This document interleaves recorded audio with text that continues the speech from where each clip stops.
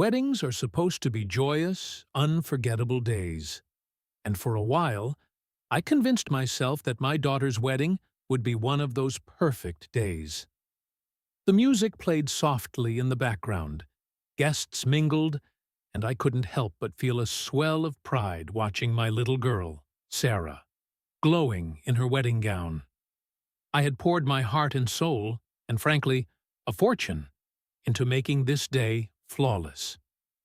As I stood near the bar, observing the festivities, my best friend, Jake, caught my eye. He was chatting animatedly with the kids, Sarah, my middle son Ryan, and youngest Emma.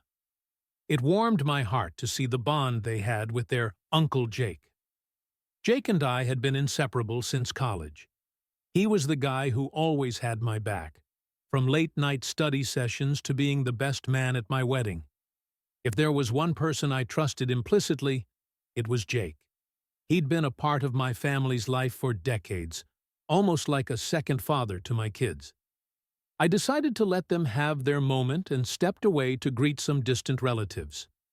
But as I returned, I noticed something that gave me pause.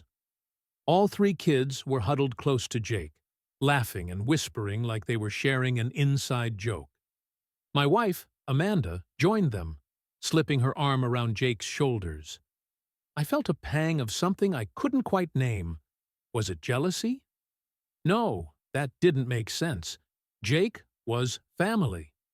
Still, I couldn't shake the feeling that something about the scene seemed off. Jake wasn't just a friend. He was like a brother to me. From the moment we became college roommates, our bond grew stronger with each passing year. It felt like we were family, even though we didn't share the same blood. During the early years of my career, whenever life threw challenges my way, Jake always had my back. And when his startup failed, I didn't think twice about helping him financially. After I got married, Jake became an integral part of my family. He would often visit our house, sometimes for dinner, sometimes just to hang out. To my kids, he wasn't just Uncle Jake. He was a mentor and a role model. He would often joke, "Your wife is like a sister to me, man. You're one lucky guy." Amanda, my wife, appreciated his presence too. "Jake feels like part of the family," she'd say. "Even if you're not around and he visits, it doesn't feel weird. He's like a brother to me." This trust ran so deep that I never once questioned it. When work required me to travel, Jake was the one I knew I could count on. He'd pick the kids up from school or take them out for ice cream. Amanda made sure he felt at home too, often cooking his favorite meals when he joined us for dinner. But beneath that trust, something was lurking, something I couldn't see coming. A betrayal so profound that it would shake the very foundation of everything I believed in. The weeks leading up to Sarah's wedding were chaotic, yet joyful. My daughter wanted everything to be perfect, and Amanda and I worked tirelessly to make her dream wedding come true. Jake, as usual, was ever present, lending a helping hand wherever needed. "Uncle Jake, you're the best," Sarah exclaimed one evening as he carried in boxes of decorations. Ryan and Emma chimed in, "Yeah, Uncle Jake always saves the day." I couldn't help but smile. Jake had always been there for my kids, so much so that sometimes it felt like they preferred his company to mine. But I brushed it off. He was family, after all. As the wedding day drew closer, I started noticing little things, small details that didn't sit right with me. Amanda seemed unusually attentive to Jake, always checking on him, making sure he was comfortable. I told myself it was nothing. She was just being a good hostess. But there was one moment that stuck with me. Late one night, I came downstairs to grab a drink of water. The house was quiet, except for the faint sound of hushed voices coming from the living room. As I approached, I saw Amanda and Jake sitting close together, laughing softly. "Still planning for the wedding?" I asked, stepping into the room. They both jumped slightly, their laughter abruptly stopping. "Oh, hey," Amanda said quickly, a little too cheerful. "Yeah, just going over the guest list again." Jake stood up, stretching. "Yeah, man. Your wife is a perfectionist. I think she's got everything under control, though. I'm heading out. Big day tomorrow." Something about the way they avoided eye contact bothered me, but I shook it off. This was Amanda and Jake, my wife and my best friend. What could possibly be wrong? The morning of the wedding arrived, and the house buzzed with excitement. Sarah looked radiant in her gown, and I couldn't have been prouder. I felt like all the hard work and sacrifices I'd made for my family over the years had led to this moment. Jake arrived early, as usual, lending his charm and energy to keep things running smoothly. Guests greeted him warmly, many joking that he could have been mistaken for the father of the bride with how involved he was. I brushed off the comment, but it lingered in my mind. Was I just overthinking things? Jake had always been a part of our lives. It wasn't unusual for people to assume he was family. As the ceremony began, I found myself scanning the crowd, watching the interactions. Amanda's eyes seemed to linger on Jake more than I liked, but I convinced myself it was just my imagination.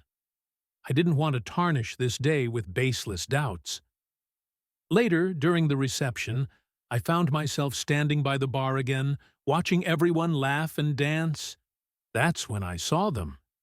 Jake was sitting at a table with my kids. All three of them leaned in close, whispering and laughing. Amanda joined them moments later, placing her hand lightly on Jake's shoulder as she leaned down to say something. Then it happened. Amanda kissed Jake on the cheek and whispered something that made him laugh. The kids chimed in, giggling, and I caught a few words that made my heart stop. When we convinced him the vasectomy worked, all three are yours. The room seemed to spin as her words echoed in my mind. My legs felt like lead, and I couldn't move. I watched as my kids laughed and added, "Uncle Jake, our real dad anyway." I clenched my fists, trying to steady myself, but the betrayal hit me like a freight train. Everything I had built, everything I had sacrificed for, was a lie. And now, even the wedding I had paid for, a $1 million event, was tainted by this horrifying revelation. I took a deep breath, masking the storm inside me. This wasn't the time for an outburst, but one thing was clear. This wedding was over. I stood there, my heart pounding in my chest, but my face betrayed no emotion. Years of trust and love had just been shattered, yet I knew that reacting impulsively in the heat of the moment wouldn't do me any good. If they had been lying to me for this long, I could afford a few more minutes to plan my next steps. I walked over to the microphone at the center of the room. My movements were deliberate, my face calm, even though my mind was in turmoil. The DJ handed me the mic with a smile, clueless about the bombshell that was about to drop. "Excuse me, everyone," I began, my voice steady. The chatter in the room quieted as all eyes turned to me. Amanda looked up from her table, her smile faltering slightly when she saw the look on my face. Jake shifted uncomfortably in his seat. "I want to thank you all for coming to celebrate Sarah's special day. It's truly a joy to see so many loved ones gathered here." I paused, letting the moment hang in the air before continuing. "But there's been a change of plans. This wedding is officially canceled." Gasps and murmurs rippled through the room. Amanda shot to her feet, her face pale. "What are you talking about? Are you crazy?" she demanded. I ignored her, keeping my gaze fixed on Jake, whose smug confidence was slowly giving way to panic. "Jake," I said, my voice cold and sharp, "since you're so good at taking over responsibilities that aren't yours, maybe you'd like to explain to everyone why you're the one sitting with my children, calling them yours." The room went silent. Amanda's face crumpled as she stammered, What are you saying?" I turned to her, my voice rising just enough to command the attention of everyone in the room. "Oh, don't play dumb now, Amanda. You know exactly what I'm saying. Or should I repeat what you just whispered to Jake a few moments ago?" Her eyes widened in horror as the reality of the situation hit her. The crowd was in stunned silence, all eyes darting between me, Amanda, and Jake. I spent years building a life for this family, sacrificing everything to give you and our kids the best. But it turns out, none of them are mine. Not one. My voice cracked slightly, but I held firm. And now I've paid for a wedding, for a daughter who isn't even mine, while you two sit here laughing behind my back. I turned to Sarah, who was frozen in shock. "I'm sorry, Sarah, but I can't do this anymore. You may call him your real dad, but from this moment on, I want nothing to do with any of you." The room erupted in chaos. Amanda burst into tears, Jake tried to stammer out an excuse, and Sarah ran out of the hall. But I was done. Without another word, I walked out of the venue, leaving behind the betrayal, the lies, and the people who had taken me for granted. After I left the wedding in chaos, I didn't hear from Amanda for days. The silence was suffocating, but I knew I had to keep my distance. I didn't trust myself to confront her right away. Emotions were still too raw. It was clear that what had been hidden for years wasn't something I could let slide. A week later, Amanda reached out. She begged me to come home, claiming there had been a terrible misunderstanding. She insisted that what I saw wasn't what I thought. She even tried to convince me that everything was just one big mistake, a moment of panic and stress that caused her to say the wrong thing. I wasn't buying it. How could I, after everything I had just witnessed? When I walked into the house that evening, Amanda tried to sit me down, her eyes full of guilt and desperation. "Please, let's just talk about this. You need to understand. Jake's like family. It's not what you think. He's just—" I cut her off. "No, Amanda, this wedding is postponed, not just because of the lies, but because nothing's going to happen until everything's clear. I won't stand by and pretend that nothing's wrong." I spent the next few days making sure I had all the answers. I sent DNA samples for testing on all 3 of my children. I couldn't shake the feeling that I'd been played for a fool, and the only way to confirm the truth was through science. The wait for the results felt like an eternity. But nothing prepared me for what happened next. One evening, a few days later, I came home early. The house was quiet, but something felt off. I glanced through the window of the TV lounge and froze. There, in plain sight, stood Amanda and Jake. They were too close, his arm around her waist, her hand resting on his chest. They were laughing softly, but the intimacy in their gestures was unmistakable. The way Jake leaned in to whisper something to Amanda sent a chill down my spine. I could tell from their body language that it wasn't just a platonic relationship. It was something far deeper, something I wasn't supposed to see. I felt my stomach churn with rage, but I didn't act immediately. I wasn't going to give them the satisfaction of a reaction. Instead, I turned around and walked out. Later that night, as Amanda tried to explain again, I cut her off once more. "I don't need to hear it anymore, Amanda. The DNA results came back. The kids, none of them are mine. They belong to you and Jake."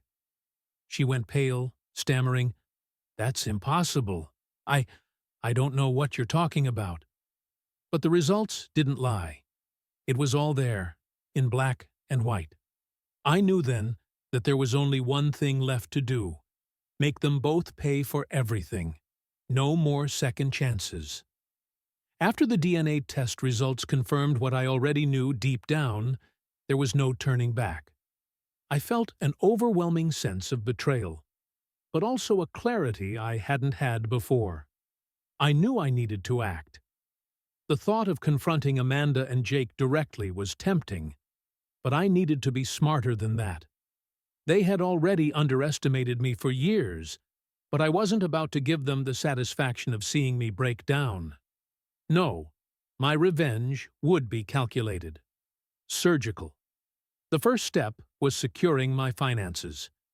I immediately contacted my lawyer and began making moves to ensure that everything was in place for the divorce. It would be a clean break. No assets left for them to claim.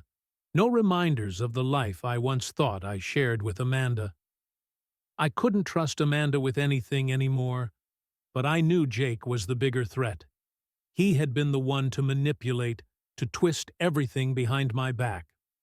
So, I focused on him. I knew Jake's company was struggling. He had always kept it under wraps, but I had been friends with him long enough to know about his financial troubles.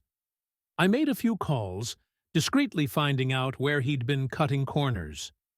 Then I called in some favors from old business contacts. It wasn't long before I learned that the IRS had been eyeing his company for tax fraud. I knew I could push them over the edge. I gathered every piece of evidence I could find, taking note of every shady deal and irregular transaction. I sent it all to the authorities, ensuring that the pressure would mount on him. But I didn't stop there. I had another move left to make. I knew that Amanda had been secretly transferring money out of our joint accounts for months, money that had been going to Jake. I didn't need to ask her to admit it. I already had proof. I transferred the funds back to my account, then withdrew every cent I had access to. By the time I was done, their world was about to come crashing down, and they wouldn't see it coming. The final blow would be the hardest, but it would be the most satisfying. I decided to take everything from Amanda, not just financially, but emotionally as well. The first thing I did was take all of her personal belongings out of the house. Clothes, jewelry, the things that held sentimental value. I packed it all up and left it in a storage unit. I didn't leave her a single trace of her life with me. Then, when the time came, I served her with the divorce papers. I watched her face as she read the words, the realization slowly dawning on her that everything she had been counting on was slipping away. But that wasn't the end of it. I made sure she knew who was behind her downfall. When her bank accounts were frozen, when Jake's business crumbled, I made sure she understood that it was all because of her choices, her betrayal. After everything had unfolded, there was one final piece left to take care of: my own peace of mind. For so long, I had been consumed by anger, hurt, and betrayal. But now, with Amanda and Jake's world crumbling around them, I felt a strange sense of relief. I didn't feel joy in their downfall, but I felt justified. They had taken everything from me, but I had taken back what was mine: my dignity, my peace, and my future. As the divorce proceedings moved forward, I made sure the terms were clear and fair. Amanda would have to take responsibility for her actions.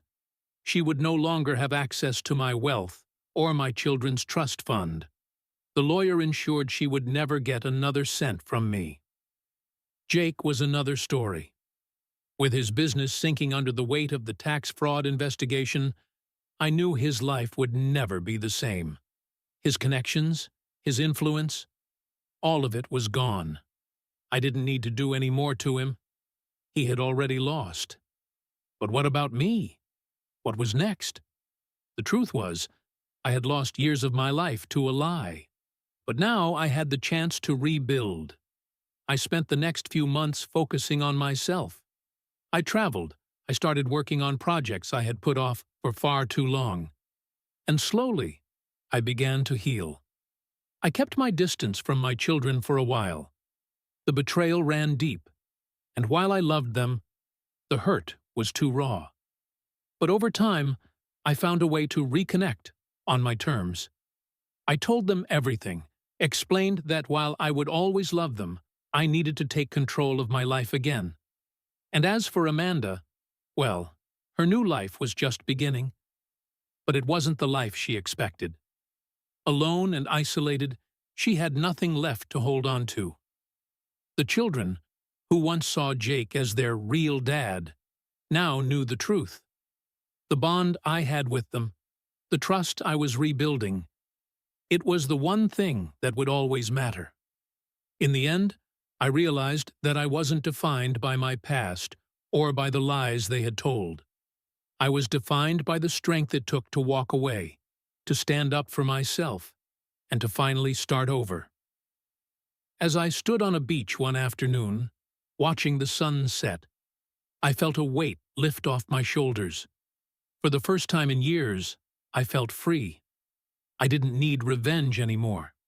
I didn't need their approval. All I needed was my own peace.